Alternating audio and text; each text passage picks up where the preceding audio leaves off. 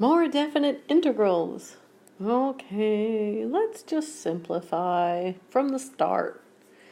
Let's not look at this as a quotient. Let's move that x to the fourth to the numerator, and let's move this x squared to the numerator simply by making the powers negative.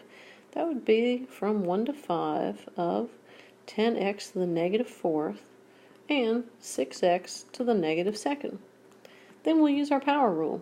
So we just add 1 to that power. From negative 4 plus 1, we've got negative 3, divide by that number. And then, same thing. Add 1 to this power, we got negative 1, divide by that number. Okay, we'll clean this up a little bit, and we'll be looking from 1 to 5 when we do. That's going to be negative 10 over 3x cubed, and a negative, because we were dividing by that negative 1, 6 over x, or x to the 1. We'll check it out from 1 to 5. We'll go ahead and plug a 5 in, then we'll subtract what we've got when we plug a 1 in. So this is the opposite of 10 over 5 cubed, and the opposite of 6 over 5. Subtract from that, plugging in the 1, that's negative 10 over 1 cubed, and take away 6 divided by 1. This is the opposite of 10 divided by 125. Take away 6/5.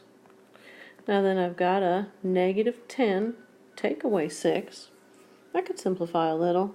That 10 divided by 125 has a common factor of 5. 5 goes into 10 2 times. 5 goes into 125 25 times.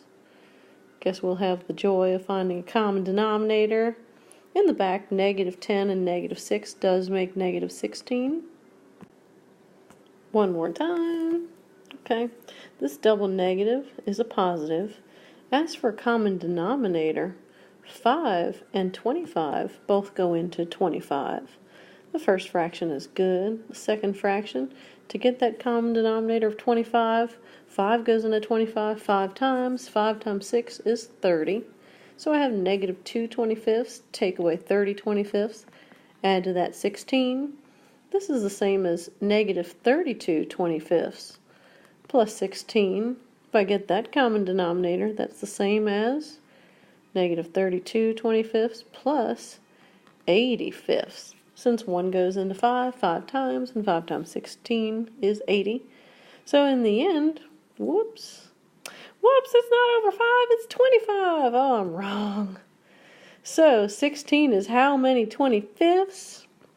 That would be a lot, maybe 400? Let's check. Okay, we got 400 25ths, because 25 is the least common denominator. Okay, so 425ths take away 32 25ths. It's going to be a lot. 368 25ths. No common factors, relatively prime, the end.